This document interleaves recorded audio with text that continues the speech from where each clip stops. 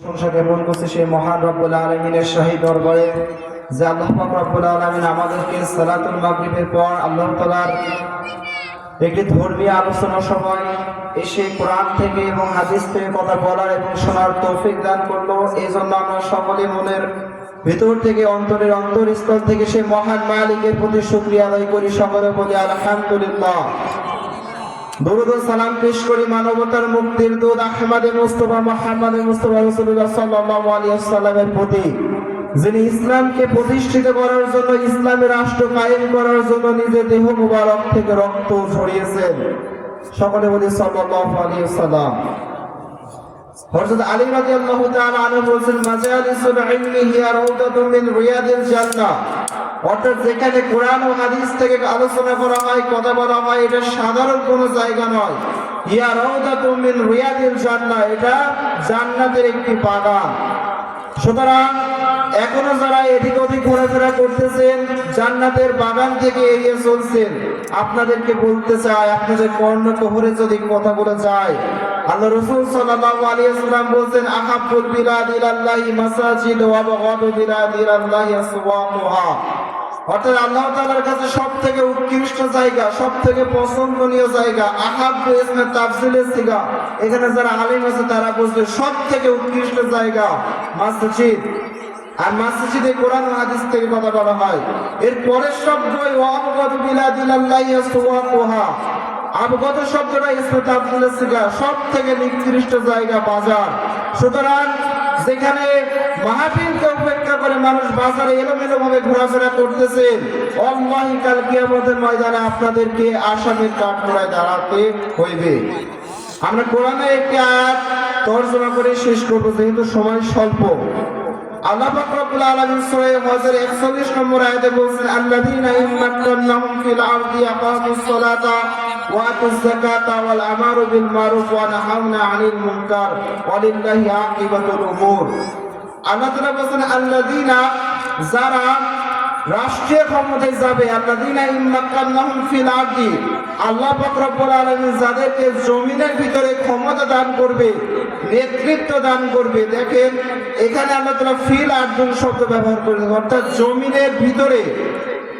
আমার আপনাকে যদি আল্লাহ তাআলা এই জমিনের ভিতরে রাষ্ট্রীয় ক্ষমতা দান করে, নেতৃত্ব দান করে, আল্লাহ তাআলা বলেন তার কাজ হবে 4টা। এক, আকামুস সালাতা, সে নামাজ প্রতিষ্ঠিত করবে। কওমুন শব্দের অর্থ দাঁড় করানো বা দণ্ডায়মান করা। এখান থেকে আল্লাহ তাআলা আকামুস শব্দ পাবে ইফাল থেকে নিয়ে গেছেন, অর্থাৎ তার দায়িত্ব আছে নামাজ প্রতিষ্ঠিত করবে। ওয়াতুজ যাকাতা, এবং তার দায়িত্ব আছে যাকাত আদায় করবে। ওয়াল আমারু বিল মারুফ, 3 নম্বর যে কর্মসূচি আল্লাহ তাআলা তাকে দিয়েছেন, সে সৎ কাজের আদেশ করবে। দুঃখজনক হলেও সত্য এটাই যে আমাদের বর্তমানে যারা দায়িত্বশীল, অধিকাংশ অসৎ কাজে নেতৃত্ব দান করে। নতুবা আজকের মাহফিলে তো এই অবস্থা হওয়ার কথা ছিল না। মুফতি আমির হামজা, সে কি কোনো বাইরের কথা বলবে? কোরআন থেকে কথা বলবে। সে কেন তাকে আনার জন্য এত পারমিশনের দরকার আছে?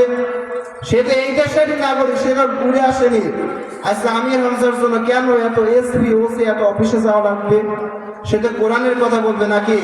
রাসূল সাল্লাল্লাহু আলাইহি ওয়াসাল্লাম বলছে, যে ভালো কাজ করবে না, যে ভালো কাজে বাধা দান করবে, এরা উভয় কাল কিয়ামতের ময়দানে আল্লাহ পাক রব্বুল আলামিন তার ফেরেশতাদেরকে আদেশ করবে, তাদেরকে টানতে টানতে জাহান্নামের ভিতরে প্রবেশ করে দাও।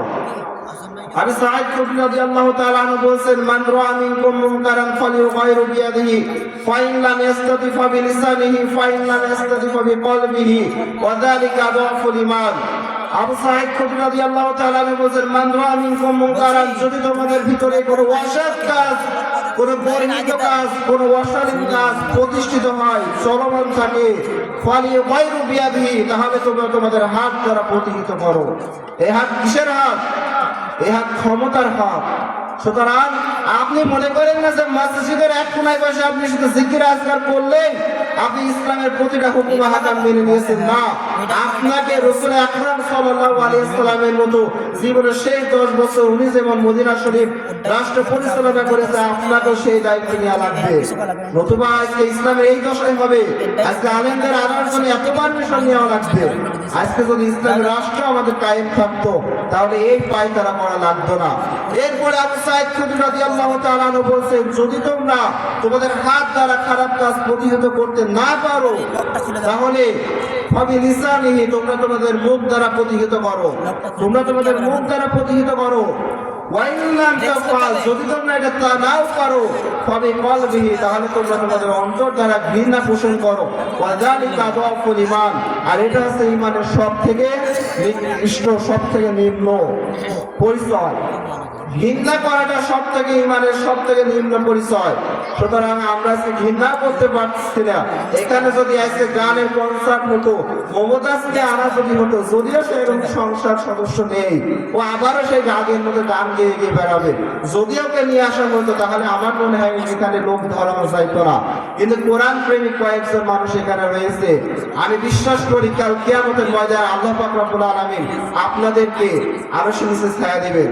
কেননা আল্লাহ তাআলা বলেছিলেন, যার সাথে তার মহব্বত, রাসূল সাল্লাল্লাহু আলাইহি সাল্লাম বলেছেন, আল মারু মা মান আহাব্বা, যার সাথে যার ভালোবাসা তার সাথে তার হাসর নাসর। আমাদের ভালোবাসাটা যদি আলেমদের সাথে, তাহলে আমাদের হাসরও হবে আলেমদের সাথে। সুতরাং সব সময় ইসলামী আন্দোলন কর্মীদের পিছনে নেতৃত্ব দেওয়ার চেষ্টা করব, ইসলামী আন্দোলন করার চেষ্টা করব, নাই কাল কিয়ামতের ময়দানে আমরা কিন্তু ধরা খেয়ে যাব। আল্লাহ পাক রব্বুল আলামিন আমাদেরকে সমস্ত অশালীন ফাহিশা গর্হিত কাজ থেকে এড়িয়ে উপেক্ষা করে যেন আমরা ইসলামকে পূর্ণাঙ্গভাবে মানতে পারি। আর আমির হামজা ভাই যেন আমাদের এই মাহফিলে আসতে পারে, আমরা তার জন্য দোয়া করি। আল্লাহ পাক রব্বুল আলামিন তাকে যেন এই মাহফিলে এসে আমাদের কোরআন ও হাদিস থেকে কথা বলার তৌফিক দান করে, শোনার তৌফিক দান করে। আমরা সকলে বলি আমিন। আমার জন্য সকলে দোয়া করবেন। ওয়া আখিরু দাওয়ানা আলহামদুলিল্লাহি রাব্বিল আলামিন।